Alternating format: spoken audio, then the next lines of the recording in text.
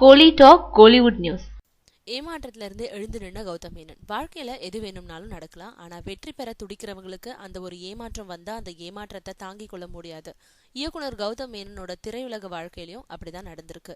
எண்ணெறிந்தால் படத்துக்கு முன்னாடி விஜய் நடிக்கிறதா அறிவிக்கப்பட்ட யோகன் அத்தியாயம் 1, சூர்யா நடிக்கிறதா இருந்த துருவ நட்சத்திரம் ஆகிய படங்களும் பல்வேறு காரணங்களால கைவிடப்பட்டுச்சு. ஒரு கிரியேட்டருக்கு அது மிகப்பெரிய ஏமாற்றத்தை கொடுக்கக்கூடிய ஒண்ணு.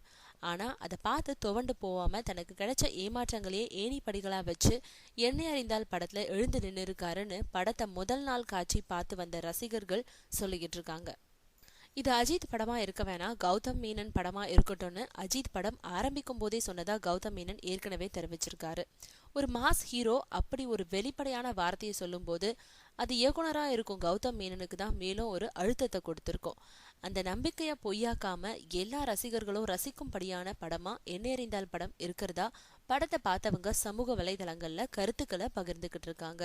படம் பார்க்க வர்றவங்களுக்கு எண்ணெறிந்தால் ஏமாற்றத்தை தராதுன்றது முதல் நாள் காட்சியை பார்த்தவங்களோட பொதுவான கருத்தா இருக்கு.